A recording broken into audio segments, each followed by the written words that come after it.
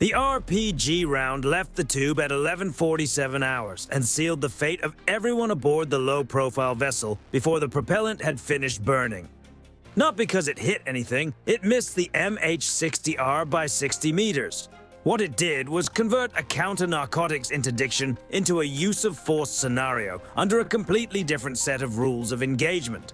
And the crew of the low-profile vessel had no way of knowing that the decision tree they had just triggered ran 140 nautical miles over the horizon to a combat information center they could not see, on a ship they did not know was there. This is how the 30 minutes before that RPG launch had been spent. At 11:17 hours, a P-8A Poseidon operating at 29,000 feet over the eastern Pacific had been running a surface surveillance track on a contact that its AN/APS-154 radar had resolved as anomalous. The APS-154 is a broad-area maritime radar specifically designed to detect low observable surface contacts. Vessels engineered to ride close to the waterline with minimal freeboard and shaped hulls that reduce radar cross-section.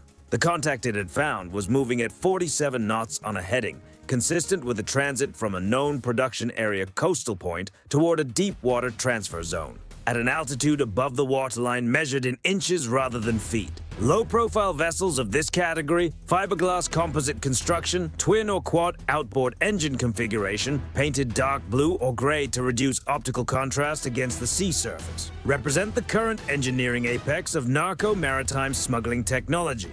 They are specifically built to defeat the detection systems that prior generation fast boats could not evade. The hull shape produces a radar cross-section comparable to a large floating debris field. The waterline profile eliminates the bow wave that conventional surface radar uses to detect underway vessels. Against casual surveillance, they are nearly invisible. Against an AN/APS-154 at 29,000 feet with a dedicated operator who knows what a Kelvin wake looks like in a high-resolution radar return, the invisibility breaks down. The contact was logged, classified as a suspected low-profile vessel, and its track data was encoded and transmitted through the secure data link to the USS Chaffee, an Arleigh Burke-class destroyer running under emissions control 140 miles east-southeast. The Chaffee's MCON posture was the first thing about this operation that the low-profile vessel's crew could not have anticipated, because they were not aware the Chaffee existed. A destroyer operating under full electronic silence produces no radar emissions, no communications transmissions, and no electronic signatures that a small vessel's commercial navigation radar and basic radio monitoring equipment can detect. The Chaffee was receiving the P-8A's track data on a low probability of intercept data link whose signal design is specifically optimized to be undetectable by non-military receivers at that range. From the low-profile vessel's electronic perspective, the ocean around them was empty. The Chaffee had been processing the P-8A's track for 11 minutes and had already coordinated the MH-60R launch before the RPG was fired. The helicopter carried a SEAL team from a maritime operations unit whose mission parameters at that point still fell under maritime law enforcement authority. Approach, identify, signal intent to board, execute interdiction. Standard counter-narcotics procedure. The RPG changed that calculation in under 2 seconds. An RPG-7 warhead is a shaped charge anti-tank round. Its primary design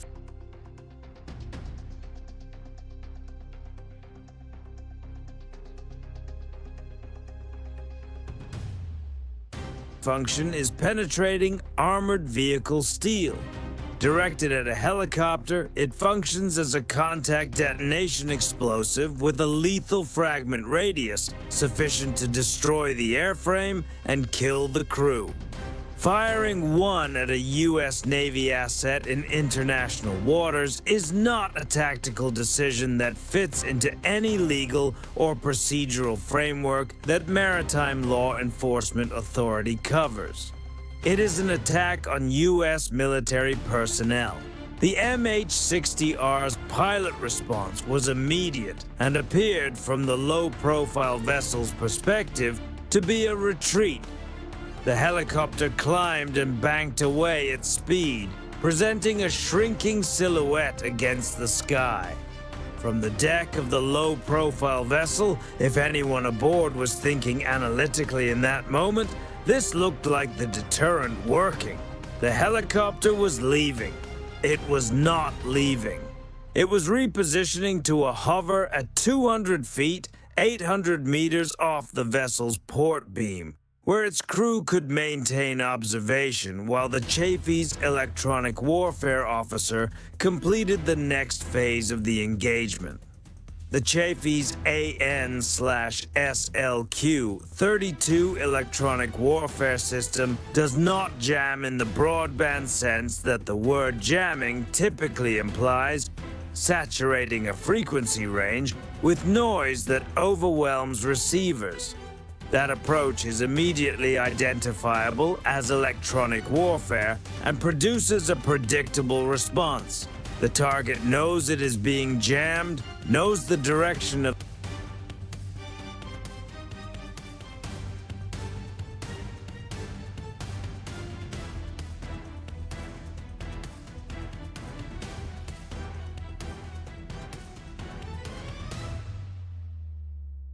the jamming source and adapts accordingly. What the SLQ-32 did instead was receive the radar pulses from the low-profile vessel's navigation radar, measure their precise characteristics, frequency, pulse width, pulse repetition interval, and retransmit them at a delay and amplitude that inserted false returns into the vessel's radar display. The returns that appeared on the low-profile vessel's navigation radar were coherent, properly formatted radar echoes that the receiver's signal processing could not distinguish from real contacts. 3 of them materialized on the display simultaneously, approaching from different bearings at speeds and positions consistent with fast-moving surface threats. The crew of the low-profile vessel now had 4 problems on their radar: the original helicopter return and 3 contacts that did not physically exist. The human nervous system is not designed to manage a 4-vector threat environment in a state of high adrenaline with primitive command and control. One person shouting instructions at a crew of 3 or 4, no tactical network, no ability to verify whether any radar return is genuine. The rational response to 4 simultaneous approaching contacts when you are already committed to flight is to accelerate and pick what appears to be the lowest threat bearing. The crew of the low-profile vessel did exactly this, turning the vessel hard to open what their radar showed as the least contested approach angle and pushing their 4 outboard engines to maximum power. The turn exposed their engine array to the MH-60R's direct line of sight. The GAU-21 heavy machine gun, mounted in the MH-60R's door position, fires .50 caliber rounds at a sustained rate that produces a dense pattern at close range. The engagement that followed was not aimed at the hull, the crew, or the cargo. It was aimed at the engine block assembly, specifically the lower unit housings of the 4 outboard motors, where the gearbox, prop shaft, and cooling water intake are concentrated. A .50 caliber round through an outboard motor's lower unit at operating RPM produces an immediate and irreversible mechanical failure. The gearbox locks, the prop shaft shears, the engine seizes. 4 engines receiving this treatment in a 2-second burst go from generating approximately 1,200 horsepower of forward thrust to producing nothing. The low-profile vessel went from 47 knots to 0 forward way in approximately 80 meters of ocean. The momentum bled off in a series of hull-slamming decelerations as the dead weight of 4 locked-up outboard motors dragged against the water. The vessel came to rest in its own wake, wallowing. The second burst from the GAU-21 was aimed at the forward cargo space. Not to create a detonation or sinking event, but to puncture the waterproof packaging of the cargo containers.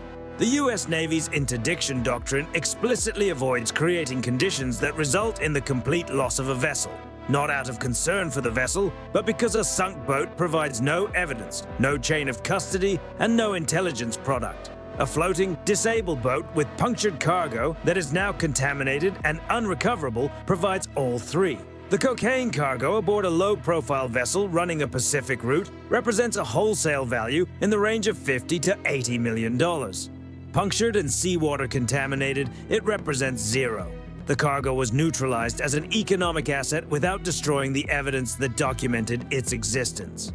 The RHIB deployed from the MH-60R's side door within 90 seconds of the final engine burst, its own motor already running, as the boarding team fast roped down in a sequence that placed all 5 operators on the rigid hull inflatable boat before it had drifted more than 2 boat lengths from the drop point. The approach to the disabled vessel was slow and deliberate. A crew that has just watched their 4 engines disintegrated by .50 caliber fire and their cargo punctured is not in a position to offer meaningful resistance, and the boarding proceeded without incident.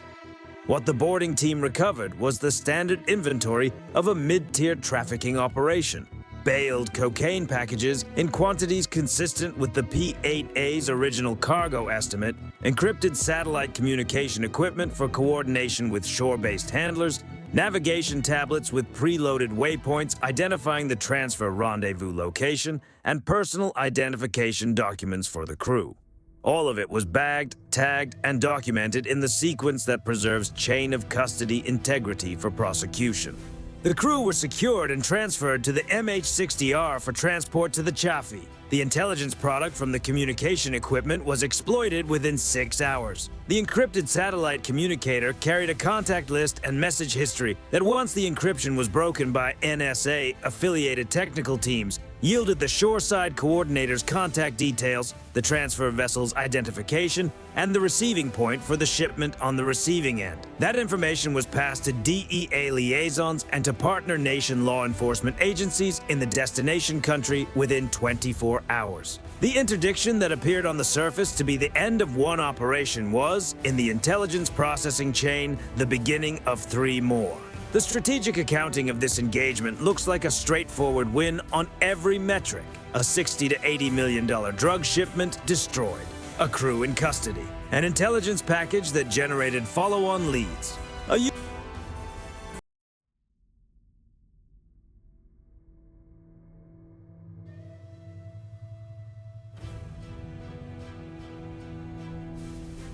of force response to a weapons attack on a U.S. military asset, executed without casualties on either side, documented on video from both the P-8A's sensor suite and the MH-60R's FLIR system.